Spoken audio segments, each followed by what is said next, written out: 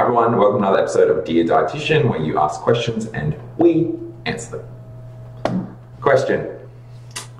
So this is from a student dietitian on Instagram. They have their university lecturers telling them that they should not go into private practice as a new grad. What do we think about that? Peter, what do we think? Oh, well, we completely disagree, wouldn't we? Because we run a private practice and we want you. Look, there's definitely value in working in private practice as a new graduate, and certainly we would hope that lecturers are not saying that, particularly if you are selecting the right private practice. I believe that absolutely it's a good move going out. And these days, as we know, the job market is quite stretched, particularly if you're trying to get into a clinical role. So most dietitians, I would assume, are actually rolling into a number of private practice positions. Yeah, so what we're thinking that universities are meaning is that you shouldn't, which is actually really good, is that they shouldn't go out and start your own private practice as a new grad. We're very vocal about you shouldn't do that. We don't believe that's the best way that you're going to become a good business person or a good dietitian, more importantly, a good dietitian. So we advise people against that constantly, and better to work for a private practice, as Peter said, with people where you've got a support network and you've got people that can assist you with every aspect, both in not allowing you to do the business stuff so you can just focus on being a good dietitian. And we know, we've heard the stories about people that have been in private practice and been poorly supported from the outset and then haven't had the growth in their skills in general, and then obviously had a negative experience with private practice. So, and we've had people on staff that are quite experienced in opposition to a new graduate, but not having had the support or development that I guess we offer in our private practice. And I'm sure that there's other private practices that also offer development and shadowing and all of that, but not all of them. And a lot of the time it comes down to cost a lot of the time. So as a small business owner, when you're just small, a lot of the focus can be about just making ends meet. That is pretty standard across the board in business in general, but especially in private practice in dietetics, where it can be ebbs and flows. I guess we've been lucky in what we do that we have the ability to spend on that, and I've never really been that cautious in spending on development of staff, because I feel like that's what's going to keep them. But I think given that, in a well-supported environment, absolutely it will make people flourish, but also can make people a little bit lazy, I guess, with their own development. And let's say that, for example, you're thrown into a private practice where maybe it's not as supportive, maybe they don't pay for you to go out and do marketing. I think that would be a testament to your character and your ability to be able to then demonstrate how you can do better and actually cope in that environment.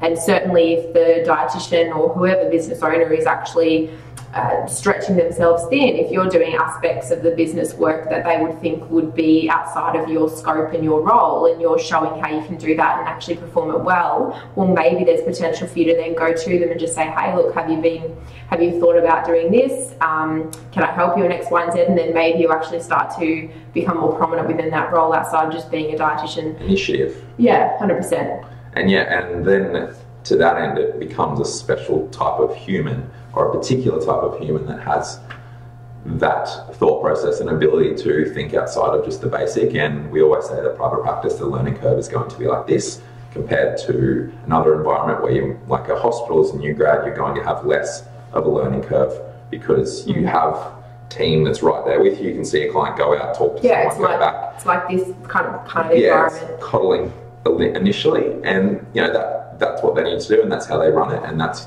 fine. In private practice, you will have a massive learning curve. Some people can cope really well and flourish, and a year down the track be far and above what another new grad might be in a different role. But at the same time, some will find that they just don't like it whatsoever. They cannot cope with that learning curve and would rather something chill and easy, but something a bit different in that they have time to dip their toes in the water rather than jumping in. Yeah, I worked for the private practice business that I started with out of uni probably, 6 months, and I was offered to take over the business per se within 6 months. That was with me. No, it wasn't. He wouldn't have done that. and there wasn't any money to buy it out either, interestingly. So pretty much just got handed over client load in clinics based on performance, I suppose. So there you go. There you go. That was 10 years ago. No, but yeah, getting close to 10 years ago. Yeah, true. Yeah, dietetics has changed since then. Cool. Answered. So private practice, 100% can do it as a new grad, without a shadow of a doubt. But starting your own business in private practice as a new grad, we would advise against we're on uni side if they're saying that to people. And to be honest, it was very surprising that I heard that they were saying to avoid private practice in general, because that's kind of a good thing in my eyes if it's related to that business aspect. Whereas I know some other unis just like go, oh no, you'll be able to do it. Go for it. Give it a go. Yeah, so please tell us if that's been your experience, because we would like to clarification. Either way. Yeah. We're a bit far out from uni now. We don't have our toes in a uni, so it'd be good to know what. Yeah, right. Tell your lecturer you want us there. No. Cool. All right. Next is. Okay. So this is from someone working in private practice. They're saying that sometimes they feel like they're not going to perform at their best with their last clients on a large clinic day. How do you ensure that your last client is as good in terms of your performance as your first? Peter, you smash long clinics with heavy hitting clients, so... Conservation is key. So what do I mean by that? Yeah. So if, say for example, you're running a marathon and in the first 5Ks you run the fastest 5Ks you did, and then you've got absolutely nothing left for the last 2Ks of that marathon. Yeah. You've just got to control your energy and control the enthusiasm for wanting to help these people to be able to then deliver exactly the same by the end of the day. So I certainly am very much aware of what that is like, and guaranteed there are just some instances where you can't change that, and you need to if you want to earn good dollars, if you need to see the clients that you need to see, because you're a busy dietitian. That's fabulous.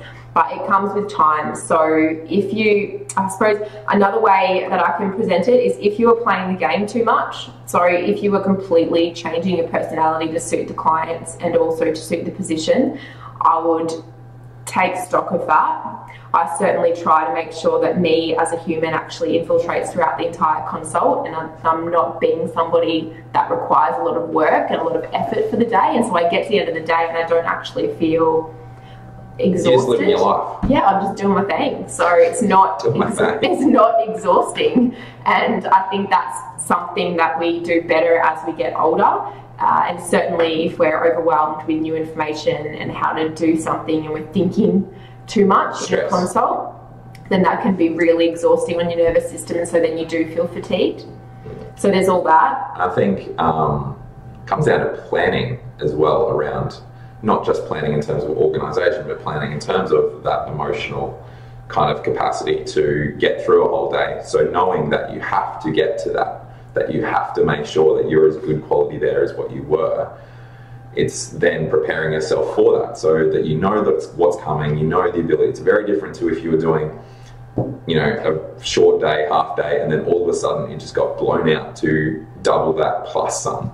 Then I can understand why people would get emotionally drained, because they did not prepare themselves for that. So it's that capacity to just think, all right, so I've got to get through all of this. What do I have to do to get there? So it might be, like Peter said, is quelling that really huge 5K run initially, so you can run the marathon. But yeah, I think it depends on the person and how you work. Some people have just heightened excitement and emotion to be able to cope the whole day.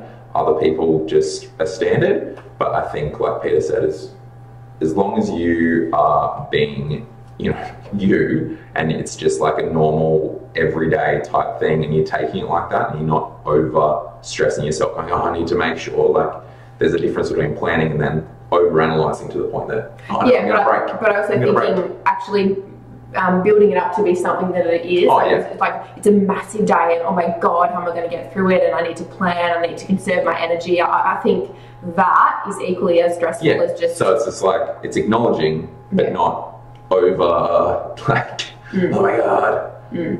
Yeah, 100%. I don't know, it's hard, but when you go through it, then your capacity is just heightened ridiculously because you're like, I just smashed that day. I can do that. Yeah, and I'd be like an Energizer bunny. I'd actually get better as the day goes on because it's like, yeah, sweet, nailing that. Especially when you're good at your job.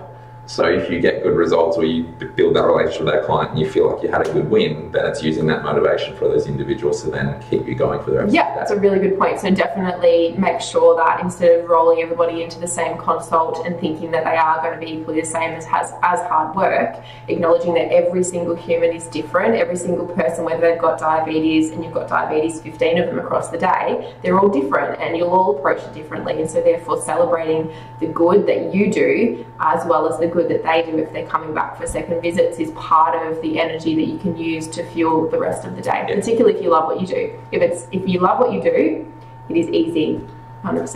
Yeah, I think it comes down to framing whatever job you're in, really. And like Peter just said, some people in private practice will see diabetes or heart disease or weight management every single client, every single day. But if you can use their motivation to motivate you, it can be really good because you can just say things and they're like, oh, really? Oh my God. And you're just like, hell yes. You know, this is what I do. You know, and then you can find that answer for that client that you know is going to change their life. And it's acknowledging that to then re-motivate you if you feel like, you're like, oh, I'm sick of seeing diabetes clients. And we hear it so much. And for people that work in private practice that are in medical center clinics that are doing that, like, oh yeah, they're just Crohn's disease. It's like, yeah, but they're still people. They're still people that you're changing their lives. You know, maybe you're not as stimulated clinically, but you should be stimulated by the individual client and the counselling and the skills that come into developing a recommendation that actually works for them. Yeah. That's how we stay motivated. I guess we interrupt this viewing for Peter stalling by reading her laptop. Brought to you by Dietitian Live. Go. What is it? Okay. What foods promote bloating? What foods promote bloating? Okay, well, over to you. I see this one a lot and people do it really, really poorly. Okay, so what foods promote bloating? Well, anything. People are dietitians. Yeah. Which ones? Dietitians. Dietitians and non-dietitians as well. Yeah. Anything has the capacity to promote, accelerate, and cause bloating. So, bearing that in mind, going into every single consult, assuming that all of them had FODMAP issues, really bad idea. So, let's say client number 1 had eggs and bacon for breakfast in the morning, decided that they were going to go out and have coffee as well. With that coffee, they had banana bread. And then at lunchtime, they had a really big salad because they felt bad about the banana bread. And it was just a big salad, tuna, happy days. And then later on in the afternoon, they were getting that slog. And so they probably went and had a chocolate. Slog. Yeah, you know, that 3:30 yeah. So went and had a chocolate and another coffee to pick them up. And then nighttime meal, they had a stir fry just with rice, chicken. That's about it. How do you think that client's going to feel at the end of the day? You can guarantee that if that wasn't a typical day for them, they're probably going to feel bloated because they felt bad about all the extra foods that they've had.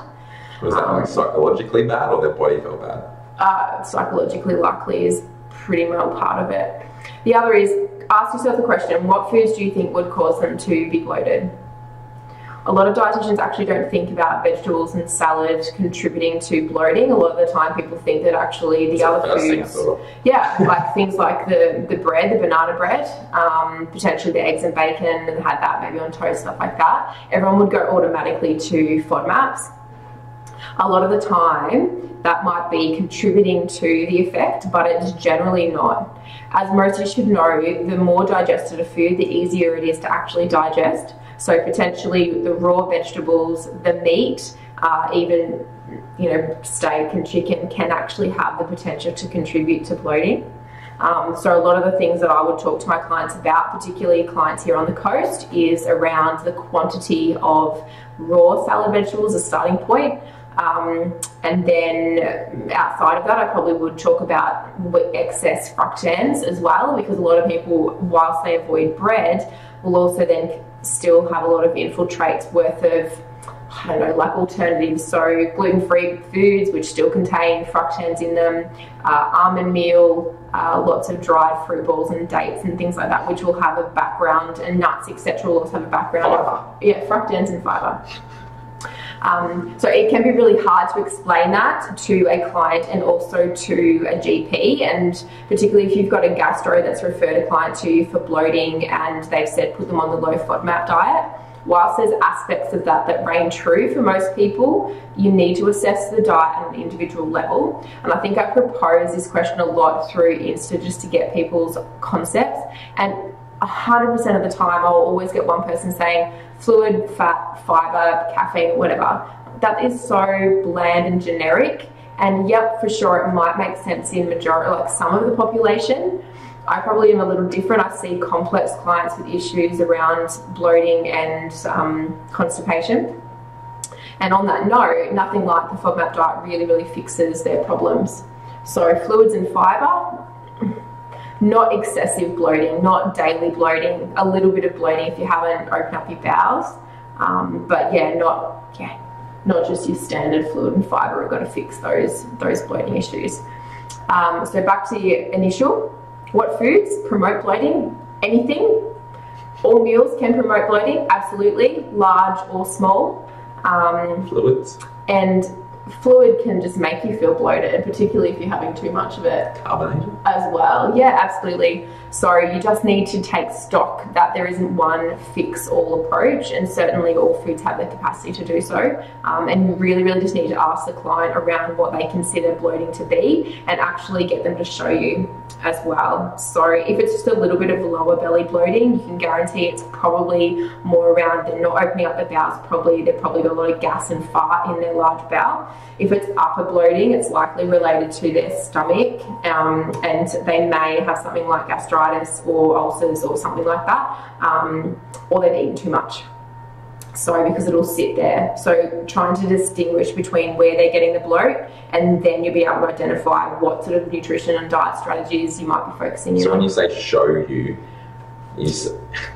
Yep, a lot of clients will come in, they've got photos already to show me as well, and that really helps. So a little bit of bloat down the bottom is pretty much what the majority of people complain about, but I'm talking extensive distension, baby type bloat, that is not going to be fixed with a little bit of fluid, a little bit of fibre.